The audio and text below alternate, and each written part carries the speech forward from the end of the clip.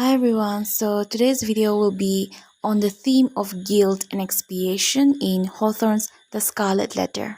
The Scarlet Letter was written by Nathaniel Hawthorne in 1850.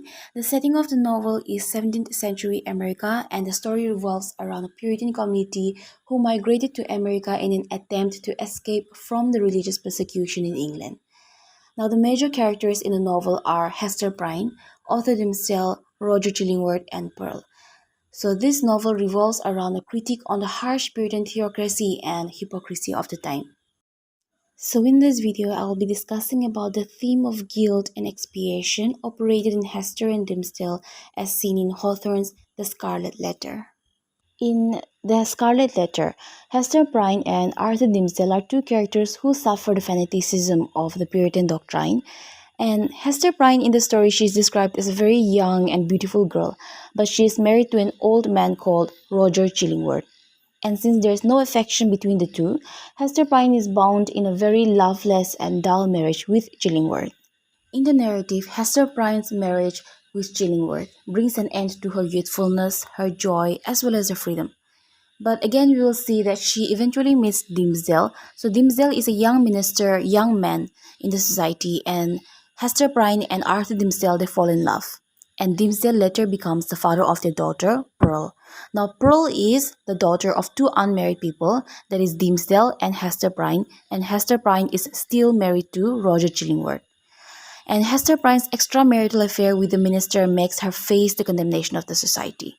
They strip her of her dignity and make her stand on the scaffold with her daughter Pearl in her arms, and she had to pay the price for her sin through humiliation in public. In addition, she was also made to put on a scarlet letter A on her bosom, which she does without any hesitation. And despite being dragged by the society for an act that she was equally part of with another man, she refuses to bear the consequences together. That is, she refuses to reveal to the society who the man is. Hester Prynne embraces the punishment because she is aware of the law that she broke, because again, she is herself a Puritan. And the guilt that she feels makes her embrace the punishment. And in the course of 7 years, she expiates for her sin by bearing the sneers, scorns, and hatred that the community threw on her. She had to experience being ostracized even in church, not just outside. And even in the church, she is ostracized not just by the congregation, but by the preacher himself too, who, when Hester enters the church, always shifts the direction of his message to the scene of Hester. Hester Prynne bore the weight of being a living sermon for the people.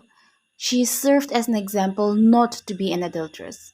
But since she openly confessed, resiliently went through the days, and since she did not stoop down in character, but remained as the noble, self-reliant, strong, and kind woman that she is, she eventually won the hearts of the people over the years, and the scarlet letter A, which she was made to wear to symbolize adultery or adulteress, changed into Abel or angel of mercy.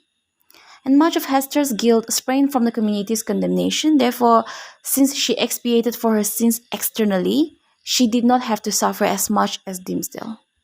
If we look at the character Dimmesdale now, Arthur Dimmesdale, despite being equally sinful like Hester, he faced no condemnation from the community because he did not outwardly confess his sin. He did not confess to the public and to the society that he was the father of Pearl. Neither did Hester reveal that it was Dimmesdale whom she had an affair with. While Hester Prynne was reducing the weight of her sin each day because she confessed her sin outwardly, Dimmesdale's weight of his sin continued to increase with time because he did not confess openly. As opposed to Hester, Dimmesdale's punishment is internal, the condemnation is from himself and not from the community, so his guilt is even more piercing. And no amount of love from the community could get him rid of his guilty conscience. Dimmesdale did participate in the punishment by scarring the letter A on his chest, by whipping himself, and by inflicting pain upon himself in other forms. But all those are merely inflictions on his flesh. And we need to keep in mind that it is not his flesh that his guilt is eating, it is his soul.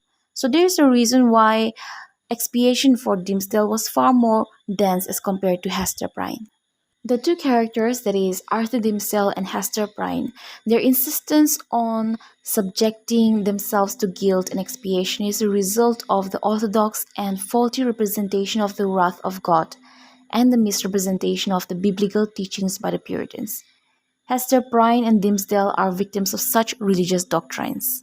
Hester believed that it was by allowing herself to face the punishment that she can expiate for her sin and be together eternally with Dimmesdale after death or even on earth.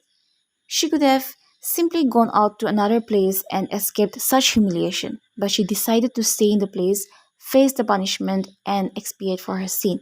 Dimmesdale too could have simply died without confessing his sin and maintained his existing reputation as a dearly loved minister, but it was his religious conviction that made him climb the scaffold. Hence, the theme of guilt and expiation is vividly present through the characters of Hester and Dimmesdale in The Scarlet Letter. So that was a very brief interpretation, my personal interpretation of the theme of guilt and expiation in Hawthorne's The Scarlet Letter. If you liked the video, please do leave a like, share, and subscribe. Thank you.